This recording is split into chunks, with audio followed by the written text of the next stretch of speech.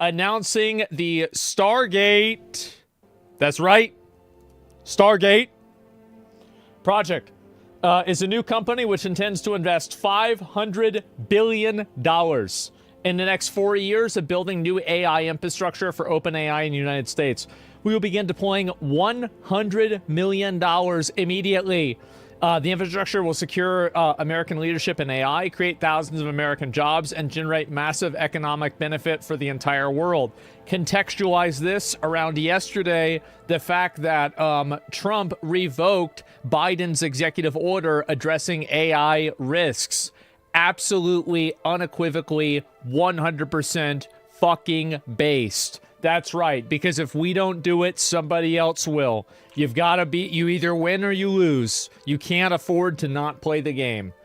This project will not only support the reindustrialization of the United States, but also provide a strategic capability to protect the national security of America. The initial equity funders in Stargate are SoftBank, OpenAI, Oracle, and MGX. SoftBank, OpenAI are the lead partners, and SoftBank having some financial responsibility. Masayoshi-san will be the chairman. That is why he is so happy. He's very happy. And ARM, NVIDIA, Microsoft, Oracle, and OpenAI are the key initial technology partners. Ooh, NVIDIA. The build-out is currently underway, starting in Texas, and will be evaluating potential sites across the country for more campuses. As part of Stargate, Oracle, NVIDIA, and AI will collaborate closely and build and operate this computing system. This builds on a deep collaboration between OpenAI and NVIDIA going back to 2016, and the newer partnership between OpenAI and Oracle. So this is just about it. All of us look forward to continuing to build and develop AI, and in partner, in particular AGI, for the benefit of all humanity. We believe this is the next critical step on the path, and it will enable creative people to figure out how to use AI to elevate humanity.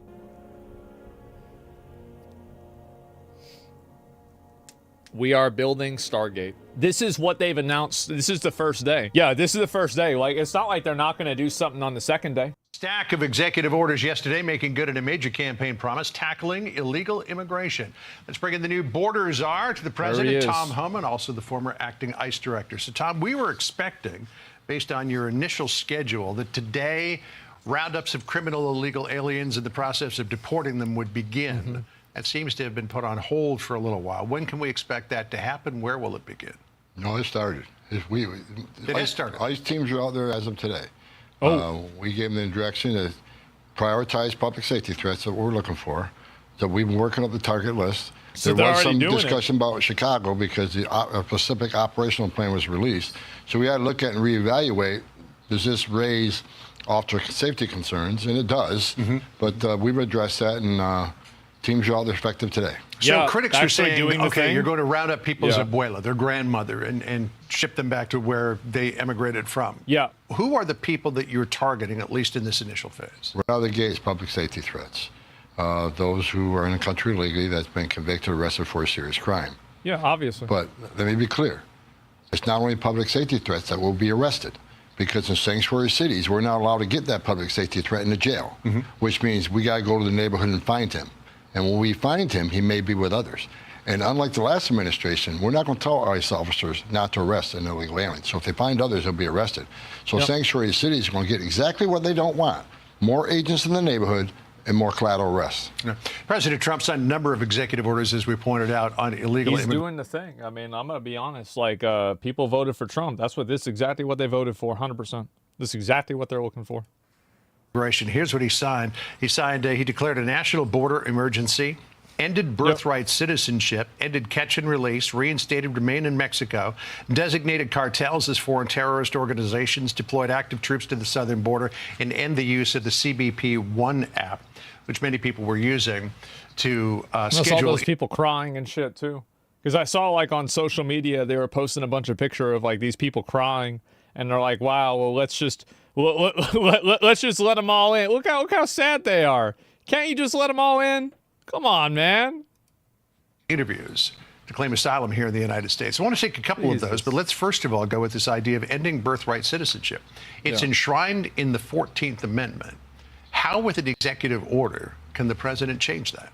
Well, first of all, President Trump's a game changer. Every one of the executive orders we worked on, And these are game changers. This is going to give us the most secure border in my lifetime.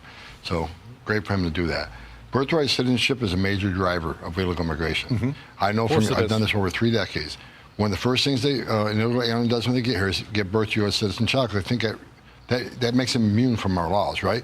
So even if he goes to immigration court and loses his case, even though he's in the country illegally, he's convicted of a crime and gets to order removal, they think that the fact to have a U.S. citizen child would make him immune. We can't send that message to the whole world that you can enter our country illegally, which is a crime, you commit another crime, and you can even get removed by an immigration judge after expensive due process. But if you have a U.S. citizen child, you're off the hook. We can't send that message. We'll never fix the border. Right, but the 14th Amendment does not differentiate between somebody who's in this country legally or illegally. I'm not an attorney, but I don't think the 14th Amendment enshrines that at all. We have just as many legal scholars, constitutional scholars, say it doesn't really say that. So what President Trump is taking that action, we'll let Supreme Court decide that. Well, it's definitely going to go to the Supreme Court. I don't think there's any question of that. For sure, he's right. Like, yeah, neither of them know the answer to that, realistically. Designating the cartels in Mexico and elsewhere as foreign terrorist organizations. This is something that previous administrations have resisted doing. But the court is stacked? Yeah, that's... Yeah, that's the point. Why do you think he stacked the court? Duh. Potential impact with the Mexican government. What tools does that give you that you don't have now to go after these cartels? Well, first of all, I've been pushing for this for a long time because these terrorist the criminal cartels in Mexico have killed more Americans than every terrorist organization in the world combined, right? Record number of sex trafficking women and children, but the drugs, the fentanyl has killed over 250,000 Americans. So they need to be terrorist organizations. But that puts a whole weight of the United States government on them. Not only are we just going to deal with the operations of Mexico, but the Jalisco cartels in 43 countries around the world. So we'll work with other world leaders to attack this cartel all over the world and bring them to their knees. It has to be done. So we've got some more violence, this time on the northern border. Patrol agent David Mayland was killed. The acting DHS Secretary, Benjamin Huffman, said this: a Border Patrol agent assigned to the U.S. Border Patrol's Swanton sector was fatally shot in the line of duty. This incident is being swiftly investigated, and DHS will release additional information as soon as it becomes available. We've been focused so much on the southern border, but we've also, here at Fox, talked about the northern border. But this is something the Biden administration basically ignored for 4 years. Yeah, the crossings in the northern border, especially in that area where the officer was killed, the crossings are up 600% of special interest aliens. We got a lot of people from India, Pakistan, Turkey, people that can afford to go to Mexico and sneak across the northern border, which is much easier. For the agent, my heart breaks. My 3.5 decades, I buried Border Patrol agents, I buried ICE agents, and it's a sad day for all of us. And so, God bless his family, and we'll help them through that. But a terrible northern border is not going to be underlooked by the Trump administration. 2 walls. We realize they're understaffed. We realize that the numbers are up 600%. So we're going to address that along the southwest border. Right. And we'll be talking with Paul Perez, the head of the National Border Patrol Council, about that as well. He was one of, Halen was one of his members. So let me just come back to where we started. So roundups are happening today. Can you tell us where and how many people? Not roundups. Or deportations? Well, how would you characterize it? He's so happy.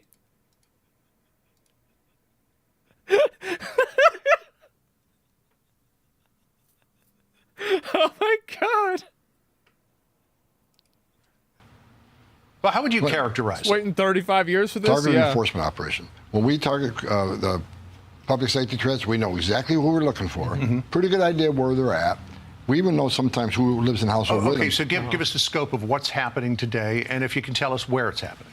It's happening all over the country. I can't tell you specific locations because of officer safety concerns, but ICE officers throughout the country were told today, go make arrests of those here illegally that have a public safety problem, public safety threat.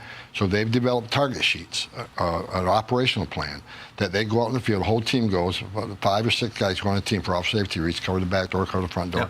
So they're out there right now looking for the most serious public safety threats throughout the country. We're putting them back to work. And how many of those serious public health, serious public safety threats do you think will be apprehended today? I have no idea, but we have over 700,000. They're trying to get this specific. He's not going to tell you what's going on. illegal aliens with criminal records walking the streets of this country. That's what we're looking He's for right clearly now. not going to say it. As soon as you can get us statistics, we'd appreciate it. You got it. Tom, thanks for dropping by. Really appreciate it. All right, Sandra? Hey, everyone. I'm Emily Compagno. Man. Catch me and my... Well, yeah, why show your hand? Yeah, they're not going to explain that. They're going to say what that is. Why the fuck would they do that? Yeah, trying to get people to jump. Yeah, exactly. There's a video. And, yeah, reported trying to undermine it. Yeah, I mean, like, they don't really... I'm not surprised, right? I'm not surprised about that at all. Why they use this picture of him? Jesus. Hours after Donald Trump was actually president of the United States, we find out that Elon Musk and his Doge is being sued. They say they violate in 3 separate lawsuits their transparency law and don't like the hiring practices. Here to make sense of it is Greg Jarrett. Legally, Doge is a problem when a guy gets paid $0 in order to streamline government and just make suggestions on how it's going to be done? Yeah, it doesn't make a lot of sense. By the way, it's like Miami Beach here because you turn on the air conditioning. Wow, this is... I know. We open up It's so hot here. Right, I know. He's being sarcastic. But let's talk about what Elon Musk is thinking now. Does he have to put this whole thing on hold? Yeah. Well, first of all, this is a premature lawsuit. It was actually filed before Trump, as you saw there, signed the executive order creating Doge. And it's basically bureaucrats who object to cutting out wasteful spending. This is the most bloated bureaucracy in world history. And bureaucrats don't want to lose their jobs, so they want to keep the government waste in there because it offers them full employment. So they're suing based on a 50... He's right. I mean, obviously, they're going to try to fight him on it because, like, who wants to have somebody come in and audit all your shit and kick people out? Absolutely. Yeah, 100%.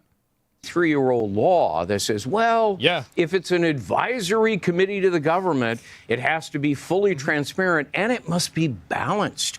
You have to have bureaucrats on the advisory committee, which is utter nonsense. I don't think the lawsuit will succeed.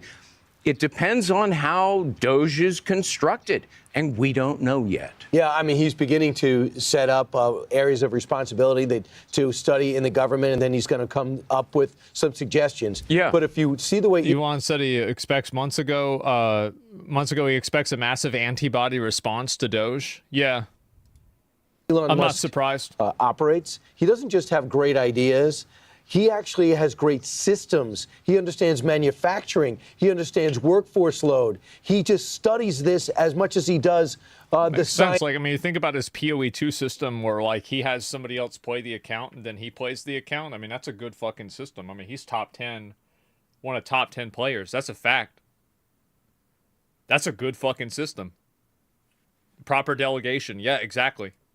And the physics behind Highly some of his efficient. creations. So Yep. he is really, I didn't realize until I read the book by Walter Isaacson how perfectly built he is to do just this in government. Yeah, he's obviously a skilled, brilliant guy, an entrepreneur extraordinaire. They're And gonna I show the think hand? we need those kinds of skills on a Doge committee to cut trillions of dollars in wasteful spending and costly regulations. If you leave it up to bureaucrats, they'll increase the debt and deficit. All right, just that I paid your fee, I want to get in some more legal advice from you. All right. Birthright citizenship. The president says he signed an executive order getting rid of it. So if your parents are here illegally and they give birth to a kid, that kid is an American if that kid is born here. He wants to end that, and he signed an EO to do that. Yeah. Has he done that?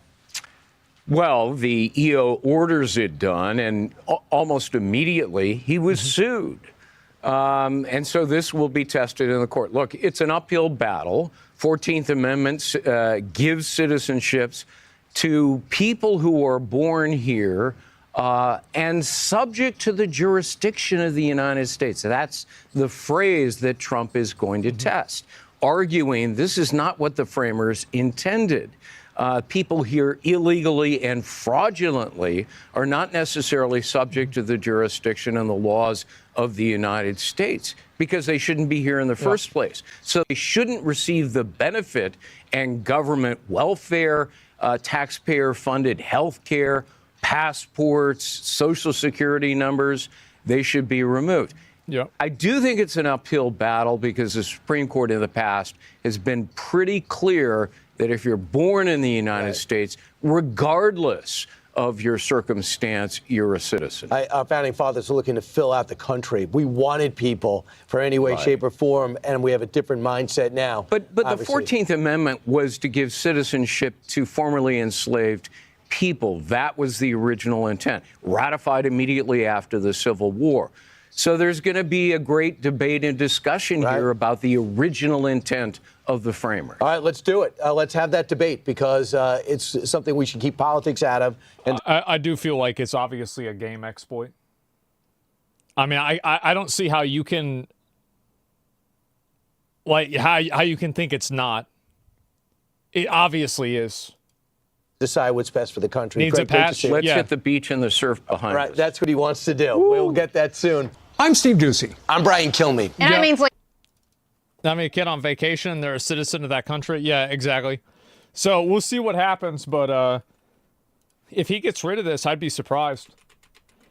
Excuse me. I'd be shocked if he got rid of it, honestly. But I could see it happen. It's not impossible. But yeah, that's it. Not a pregnant lady coming in and staying forever. Yeah, I mean, it's obviously fucking like, what are we doing here, right? There's clearly a clearly an exploit going on. I don't know how people can't see it that way, but that's it. And I think some people are just more okay with it